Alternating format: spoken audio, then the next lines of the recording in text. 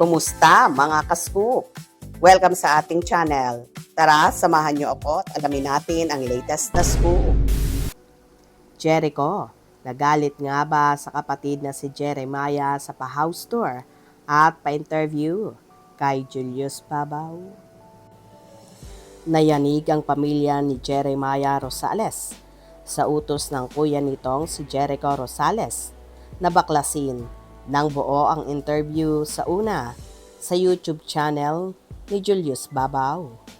Sa exclusive na chikahan naman sa Facebook Messenger kay Jen Go, sinabi nitong nagpadala raw ng demand letter si Jericho kay Julius para tanggalin ng buo ang interview sa kanyang kapatid.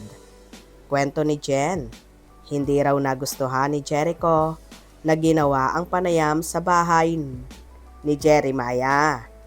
Paliwanag naman ni Jen, ang nasabing bahay ay pag-aari raw ni Jericho at nakatira lang daw dito si Jeremiah kasama silang pamilya.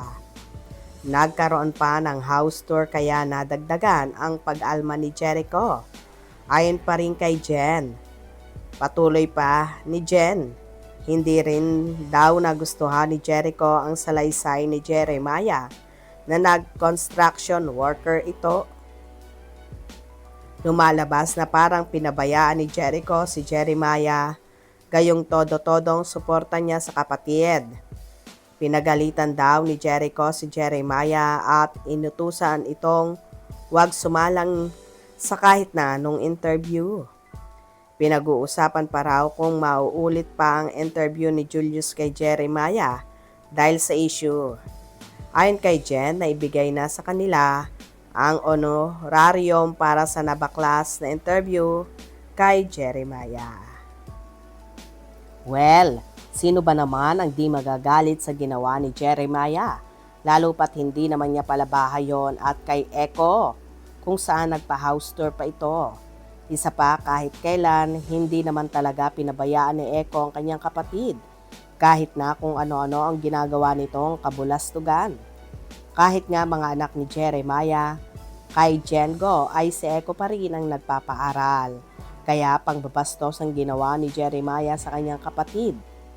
Kaya di natin masisisi si Echo sa naging reaksyon nito sa interview niya sa kanya ni Julius Babaw. Sana naman magbago na rin si Jeremiah para sa mga anak niya at huwag niyang iasa lahat kay Echo dahil matanda na rin siya.